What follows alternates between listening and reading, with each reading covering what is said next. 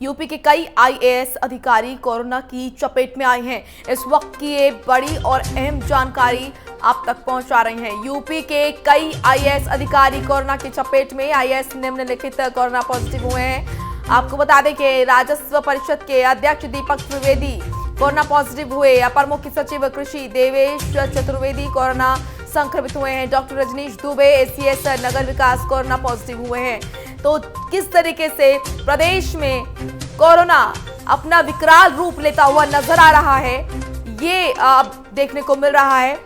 जो तमाम बड़े अधिकारी हैं वो भी अब कोरोना की चपेट में आ रहे हैं, जिनका कर्तव्य है कि वो गाइडलाइंस का पालन कराए, लेकिन खुद वो कोरोना की जद में आ रहे हैं। नंदन, अब ये साफ हो चुका है कि जो कोरोना है वो लगातार तेजी से फैल रहा है और विकराल रूप ये देखने को मिल रहा है। वो तमाम अधिकारी, वो तमाम अफसर जिनके कंधों पर ये जिम्मेदारी है कि कोरोना की रोकथाम के लिए जनता से अपील की जाए, गाइडलाइंस का पालन कराया जाए, वो खुद कोरोना की जद में आ रहे हैं।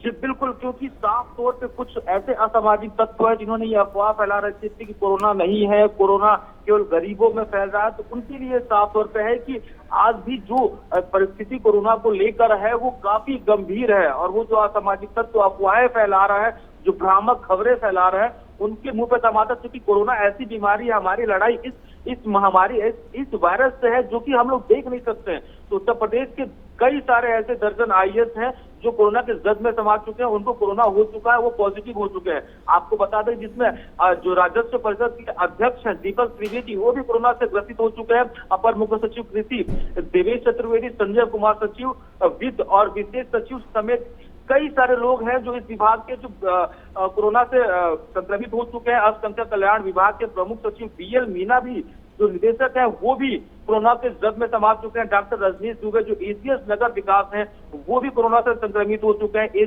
जो एसपी गोयल है एसीएस टू होम वो भी कोरोना संक्रमित हो चुके हैं। तो ऐसे कई सारे आईएएस बड़े नाम हैं जो सचिव है, जो अपने अपने निदेशक है पद पे, लेकिन वो डायरेक्ट सरोकार जनता से लगते थे, जनता से मुलाकात करते थे, और जो कोरोना को रोकने के जवाबदेही जिनके कंधों पे थी वो खुद संक्रमित हो चुके हैं। तो आम जनमानस को और जो जवाबदेह हैं उनको अपनी अपनी जिम्मेदारियां समझनी पड़ेंगी, क्योंकि कोरोना ऐसी बीमारी है जिसको आप लापरवाही करके नहीं रोक सकते हैं। आप केवल सुरक्षा बरत के, आप प्रिकॉशंस लेके जो कोरोना की गाइडलाइंस हैं अपने और अपने परिवार को और समाज को सुरक्षित कर सकते हैं।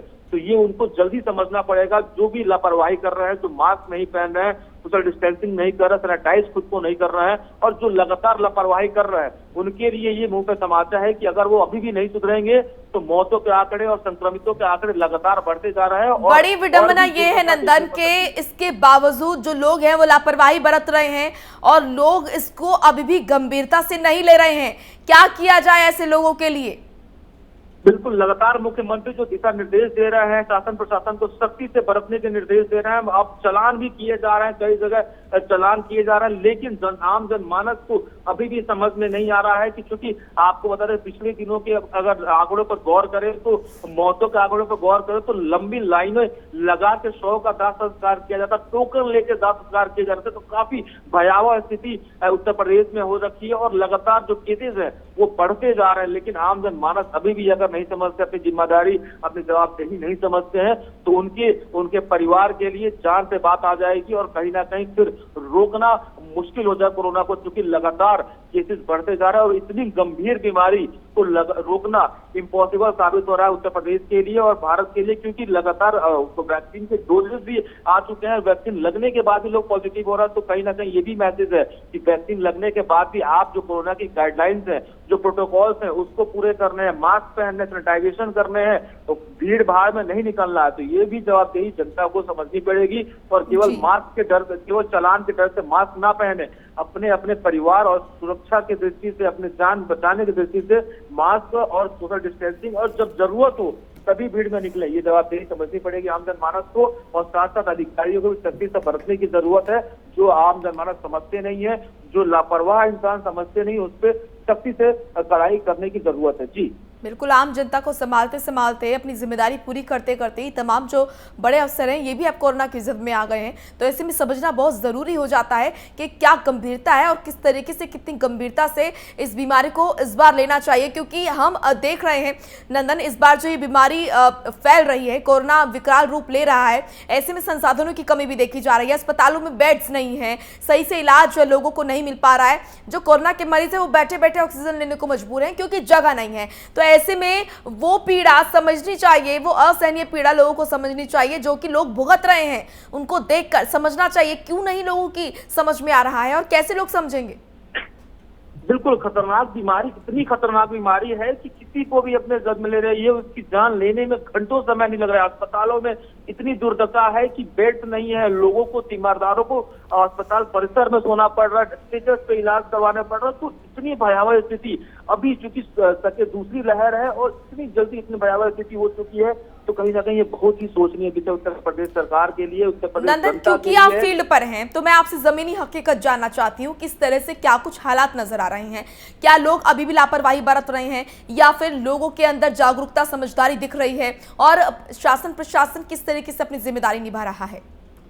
आपको बता दें कि प्राइम न्यूज लगातार इसके लिए प्रयास कर रहा है और रोज हमेशा फील्ड में उतर के आम जनमानस से बात करके उनको सतर्कता बरतने के लिए कह रहा है। लेकिन फिर भी कुछ ऐसे असामाजिक तत्व है जो सुधरने का नाम ले रहे हैं। लेकिन आपको बता दें कि करीबन 80% ऐसे लोग हैं जो मास्क पहनना शुरू कर दिए, वो डरना शुरू कर दिए, बाजारों में रौनकें कम हो गई हैं, भीड़ भाड़ कम शुरू होगा। लेकिन जो और भी जो 20% लोग ऐसे हैं जो कि मास्क नहीं पहन रहे हैं, जो कि मजाक समझ रहे हैं, नाइट कर्फ्यू में भी लोग निकल रहे हैं। तो उनके वजह से जो कोरोना फैलना, क्योंकि कोरोना एक दूसरे से लगातार फैलते जा रहा है और उसको कोई देख भी नहीं पा रहा है। तो वो संक्रमित होने के बाद भी अगर फील्ड में घूम रहे हैं तो वो कहीं ना कहीं आम जनमानस के जान पे बात बनाती है। और आपको बता दें कि जो टेस्टिंग है वो भी थोड़ी बहुत कम हो गई, क्योंकि इस कदर भीड़ गैदरिंग हो रही है। हॉस्पिटल्स में लोग हॉस्पिटल जाना अवॉइड कर रहे हैं, वहाँ भीड़ भाड़ में जाना पसंद नहीं कर रहे हैं। तो कहीं ना कहीं ये भी बड़ा प्रश्न है कि अगर जो टेस्टिंग